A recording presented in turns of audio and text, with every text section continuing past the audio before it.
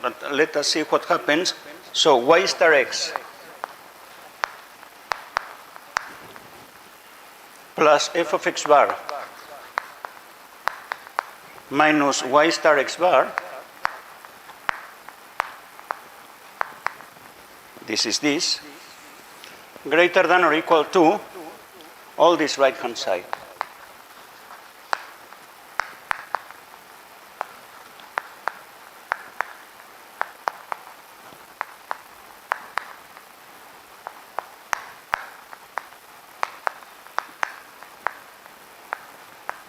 For every x. Rearranging terms, we get g of x on the left greater than or equal to g of x bar on the right. F of x bar and f of x bar cancel out, and then I get plus y star minus x star, no, x star minus y star, x minus x bar. Okay?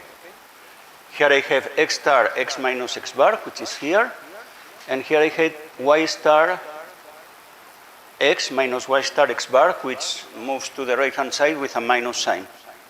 So this is what I get. And this holds for every x.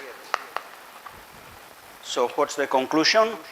That x star minus y star is a subgradient of g at x bar.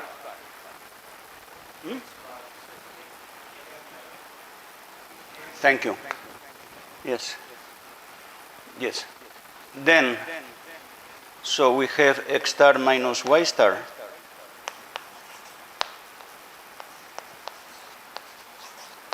belonging to the subdifferential of g at x bar.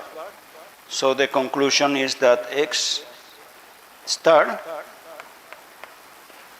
which is of course equal to y star plus x star minus y star, belongs to the sum of the subdifferential, because this is in the subdifferential of f and this is in the subdifferential of g.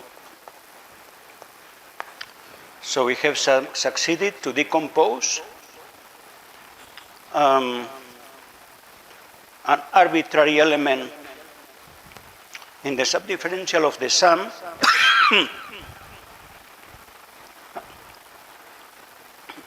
as the sum of two subgradients.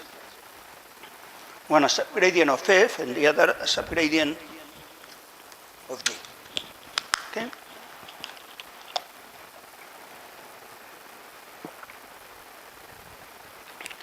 Okay.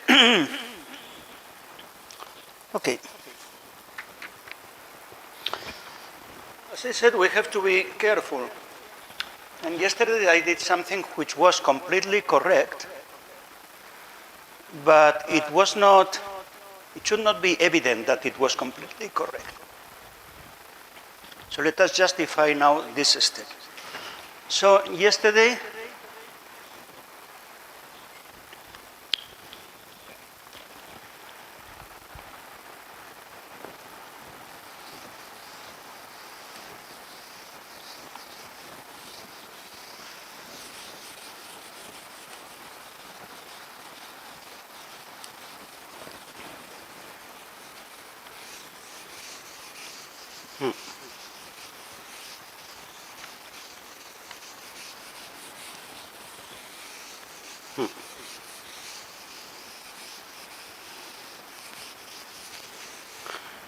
one of the things we saw is that if the subdifferential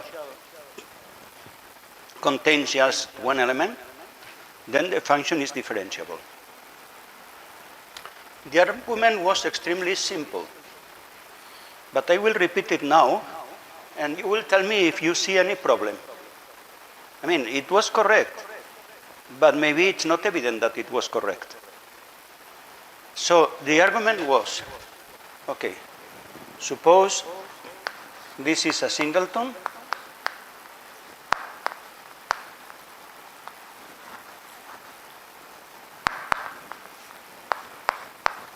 implies f is differentiable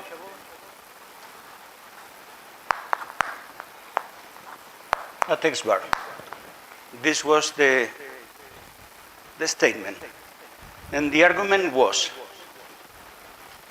if this is a singleton, say the singleton of x star, then because the relation we saw between directional derivatives and subgradients, then I said f prime of x bar d is equal x star d.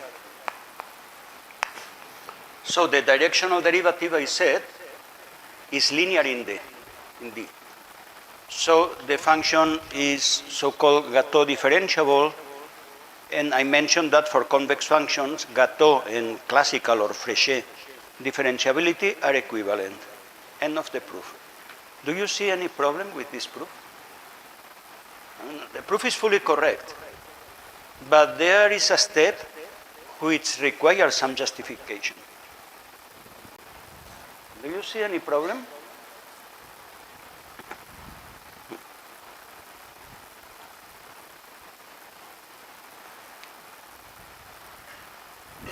No? The problem is that I was mixing contexts.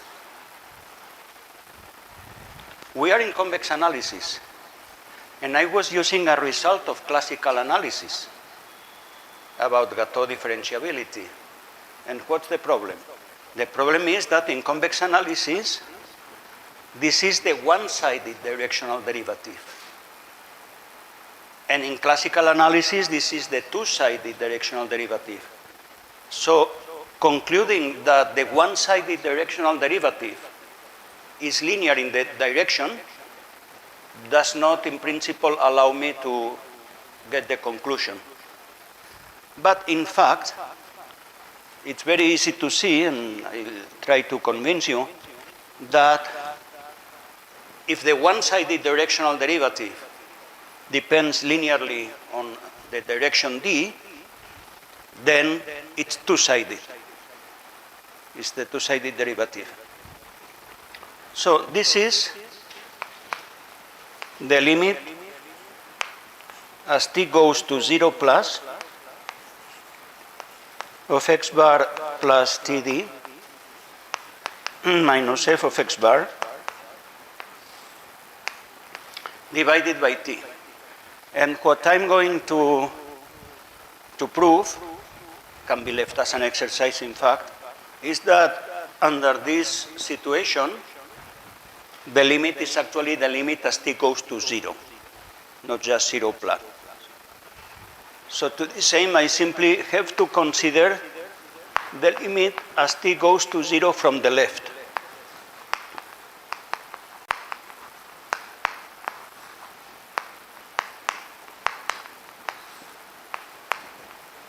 And see that it coincides with the limit from the right.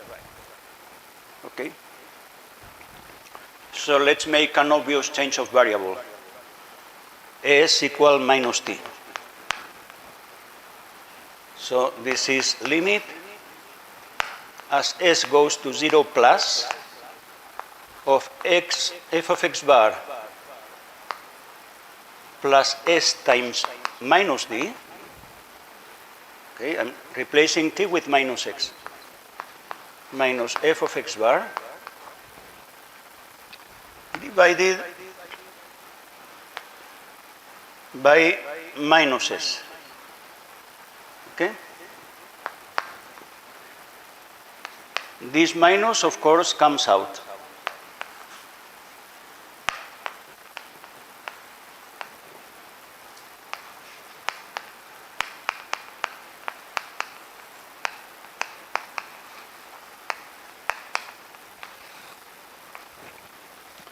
And because now s goes to 0 from the right, this is our one-sided directional derivative in the direction minus d.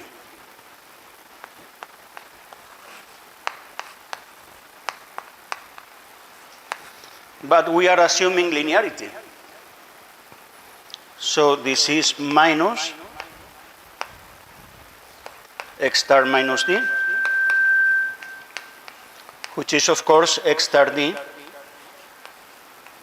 and x star d was the one-sided directional derivative. I mean, it was the limit as t went to 0 plus.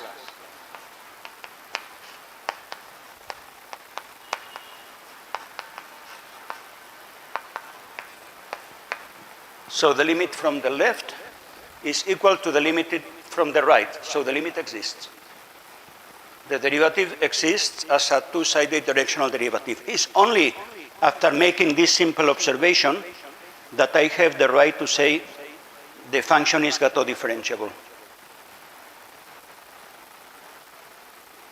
You missed that detail. I missed it too. But later on, when I was in my room, I thought, we are dealing with one-sided directional derivatives. Well,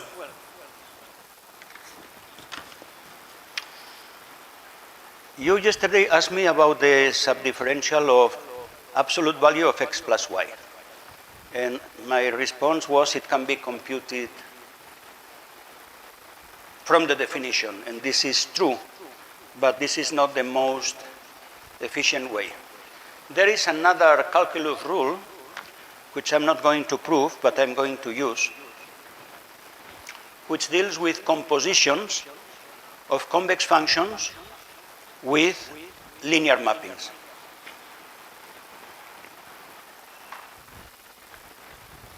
I will tell you this calculus rule, and then we will apply this to your function. Okay?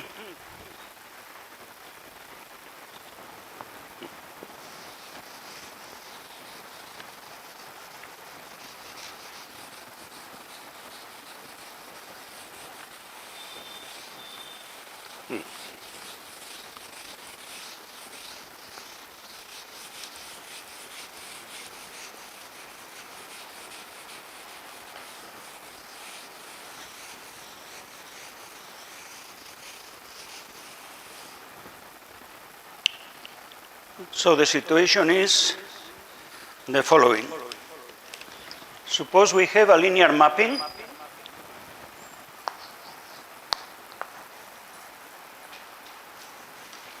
from Rn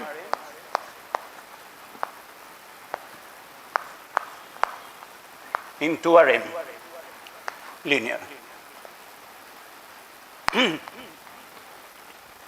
And we have a function f from Rm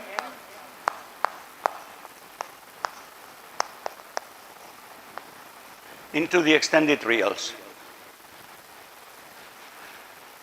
And a point, x bar, in the domain of the composition.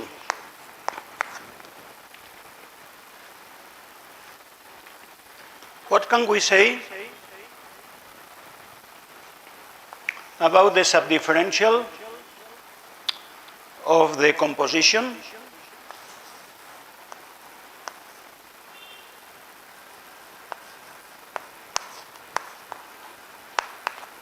at x bar? Then what can be proved in general without convexity is that it contains A star. A star means the adjoint operator. If you think in terms of matrices, the transpose matrix. Okay, if you look at A as a matrix, then A star would be represented by the transpose. Of the subdifferential of F,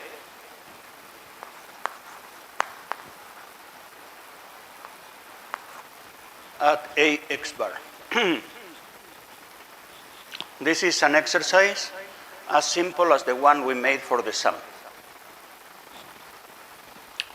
Suppose I have an element y star in this subdifferential.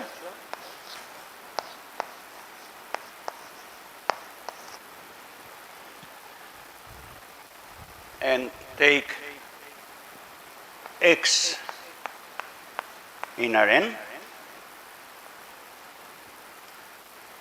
then F composed with A at X is F of Ax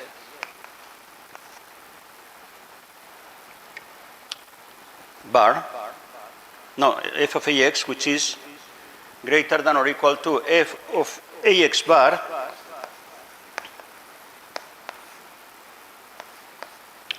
plus this element is a subgradient here,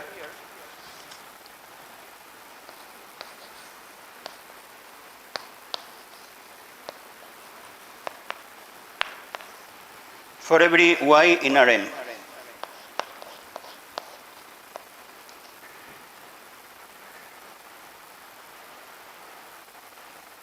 Well,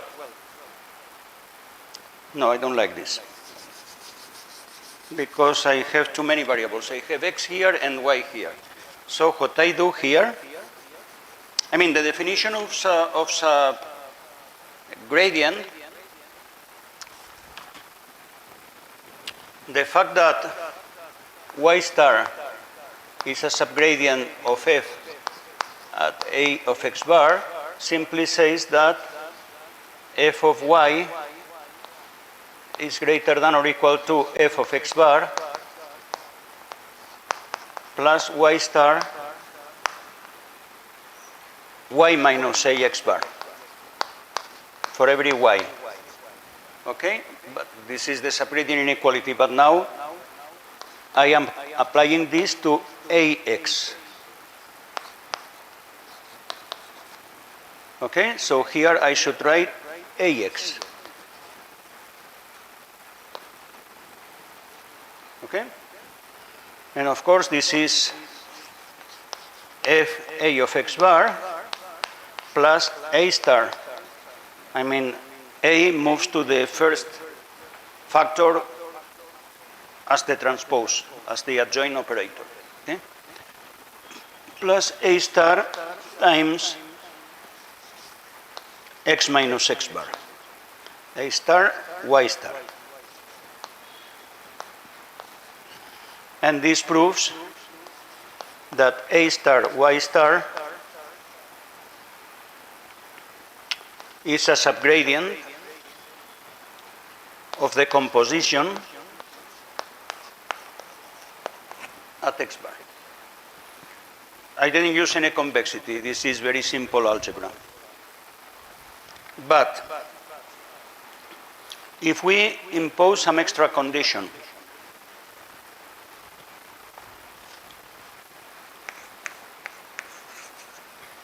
namely that the range of A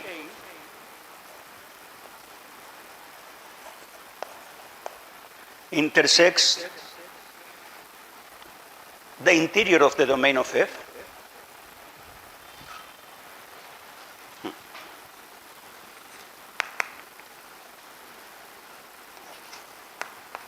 then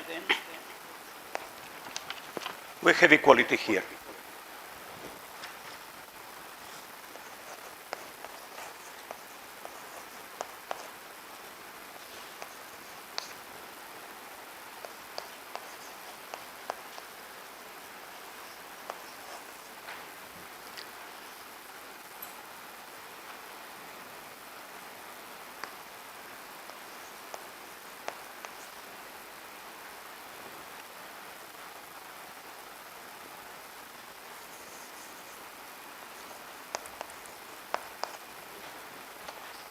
Okay?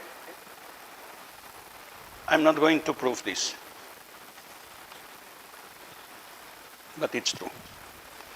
Then with this formula, we can already compute your subdifferential.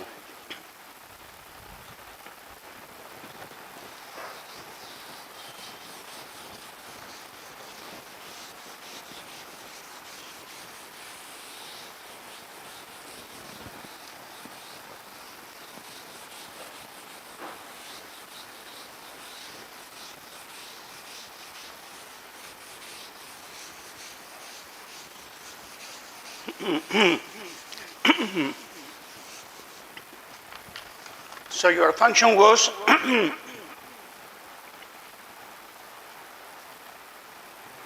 g of xy equal absolute value of x plus y. Okay? Then it can be expressed as a composition of that type. So G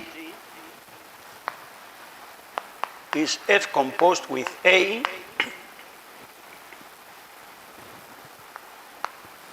F being the absolute value function,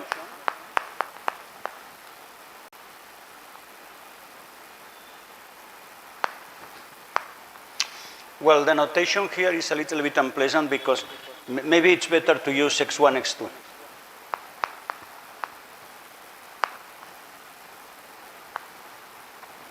Okay?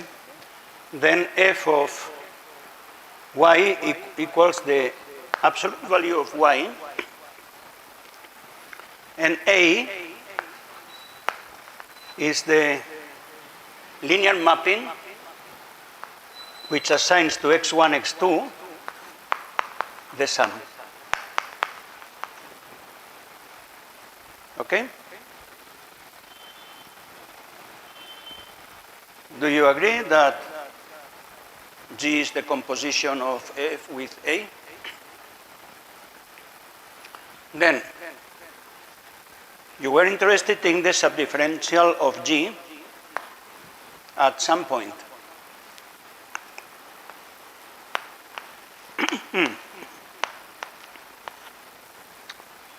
Okay? Then, this is the subdifferential of F composed with A at x bar 1, x bar 2. And we can apply this formula because the range of A intersects the interior of the domain of F, because the domain of F is the whole real line. So the interior is the whole real line. Okay, so then I can say that this is A star, the subdifferential of F at A of x1, x2 bar. This is the particular case of the general formula in this situation. But what is A transpose? A in this case, let us use now matrix notation. A is the row vector 1, 1. Then A transpose is the column vector 1, 1.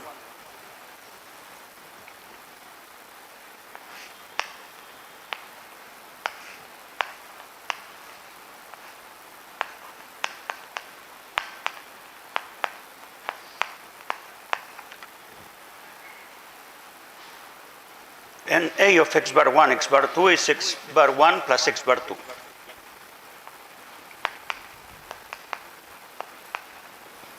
So now I simply have to compute the subdifferential of F, which is the absolute value function at a point x bar 1 plus x bar 2. So this subdifferential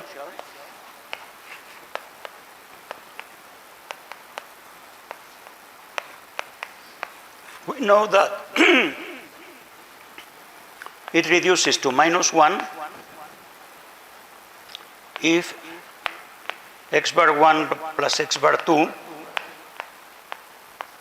is negative. I mean, the subdifferential of the absolute value function is the sine function, defined at 0 as the interval -1, 1. Okay? Then it is -1, 1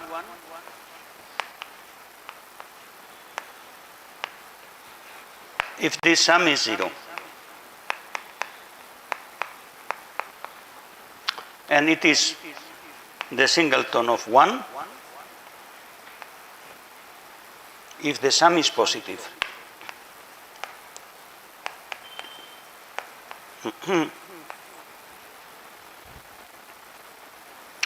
Then plugging this into here, we obtain that the subdifferential of G at x bar 1, x bar 2 is 1, 1 times the z minus 1.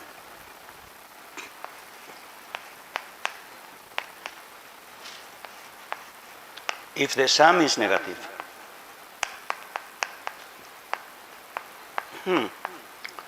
Then the product of this vector with all numbers between minus 1 and 1. You can express it in many different ways.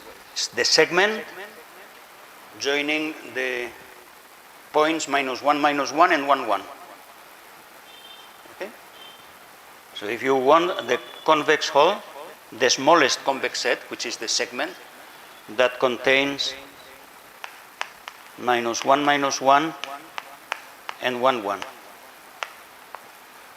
If the sum is 0.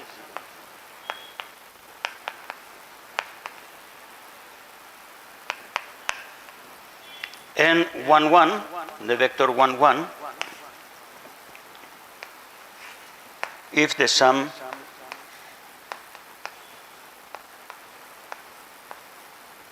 is positive. Okay? So this formula is very useful. One can compute the subdifferential directly, but one has to work much more. Okay, it's not so evident. Okay? Thank you for suggesting this problem, because I was not planning to give this formula, but in fact it's an important formula, no? Because this situation of composing a convex function with a linear function appears very frequently.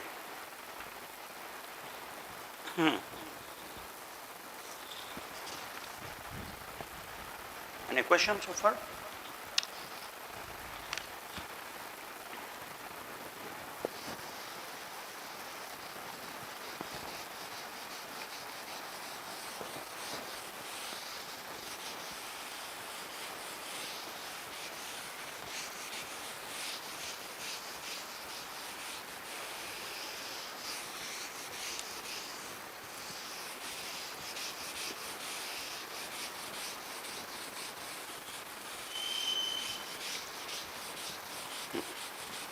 Suppose f is convex,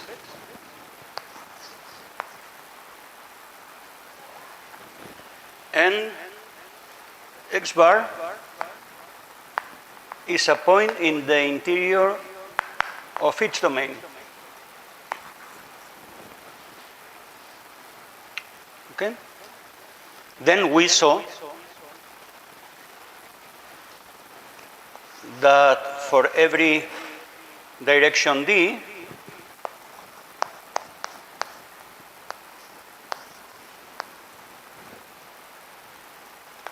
the directional derivative at x bar in the direction d is equal to the maximum over x star in the subdifferential of the inner product x star d. Okay? So this formula says that if you give me the subdifferential at x bar, I can compute the directional derivative. So it expresses the directional derivative in terms of the subdifferential. Is there any expression which does it otherwise? I mean, is there a way to express the subdifferential in terms of the directional derivative? So here you give me the subdifferential and I compute the directional derivative. My question is, if I give you the directional derivative, can you compute the subdifferential? Let us see.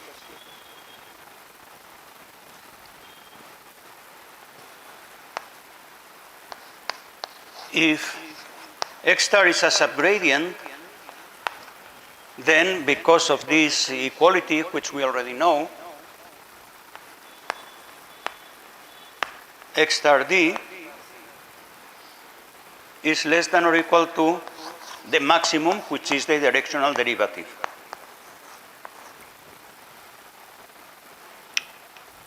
This means that the subdifferential is contained in the set of x star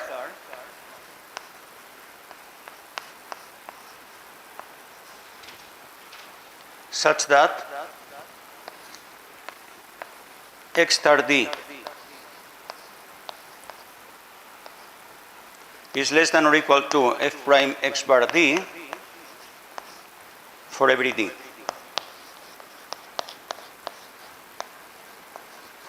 I'm doing all this because I didn't introduce the so-called Hormander duality between closed convex sets and sublinear functions. If I had given that theory, everything will be simpler, but in fact it's going to be very simple still. So do you agree with this inclusion? But I claim that equality holds.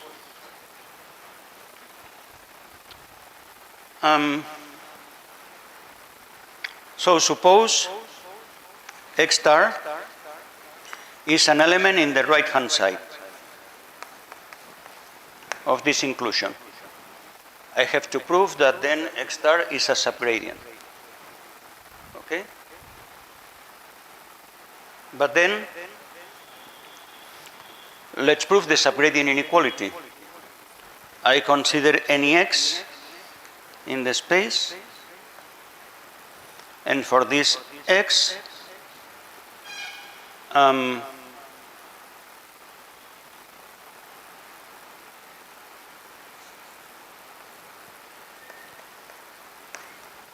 I use this inequality with d equal x minus x bar.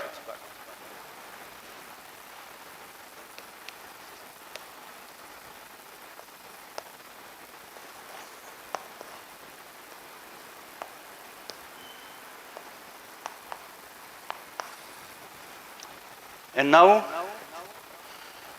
an important fact is that we proved that for convex functions, the one-sided directional derivative is an infimum. So this is the infimum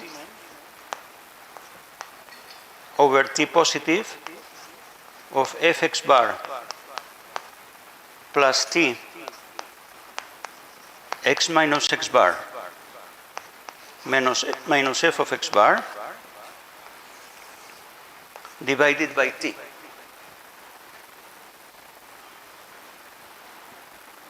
So is less than or equal to this expression for any t. I choose t equal 1. And then I get f of x minus f of x bar. So I exactly obtain the subgradient inequality. So this shows that x star is a subgradient. So we have equality here.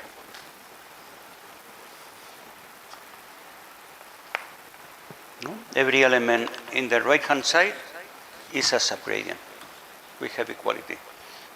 Now I want you to pay attention,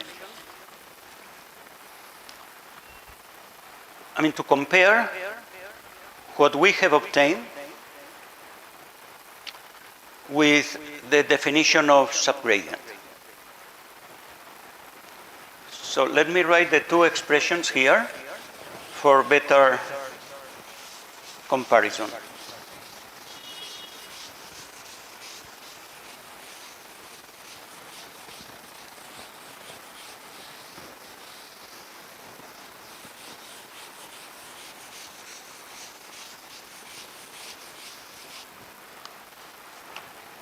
The definition of subgradient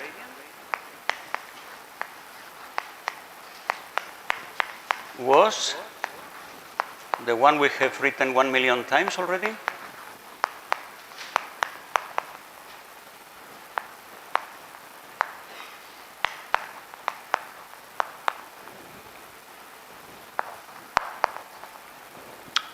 And now what we have seen is that if our point is in the interior of the domain,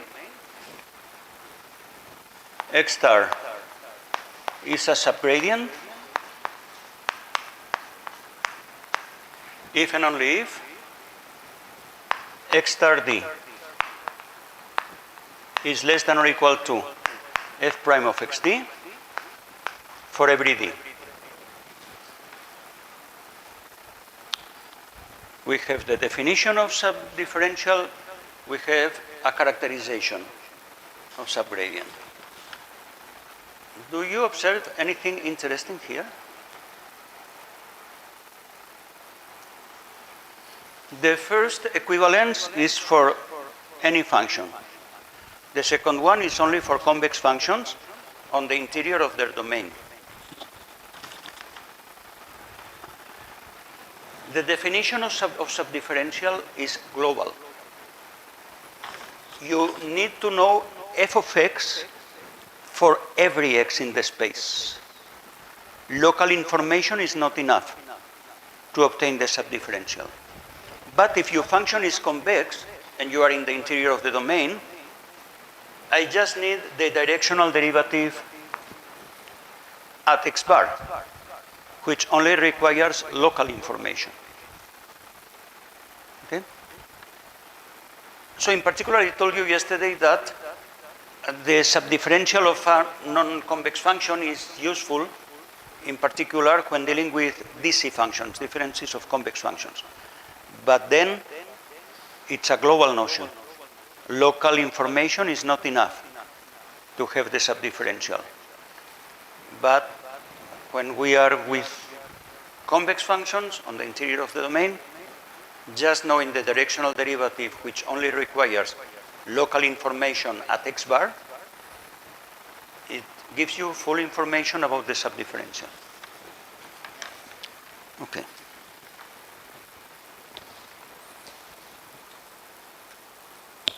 Now,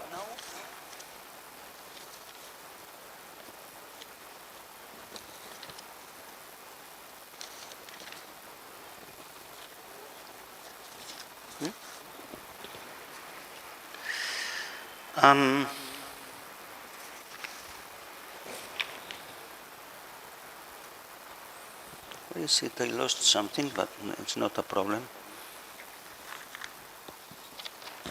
This is 11, 12, 13.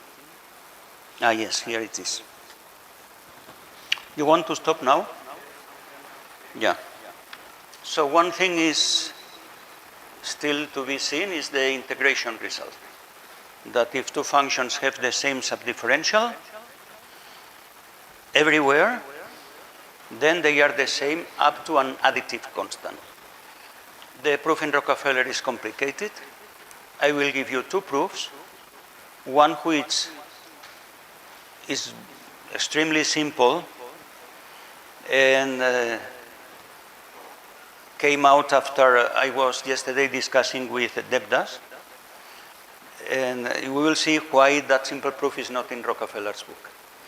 Okay? And then I will give you another proof which is not so short, but is much more elementary. Okay? So this is what we will see after the break. Thank you.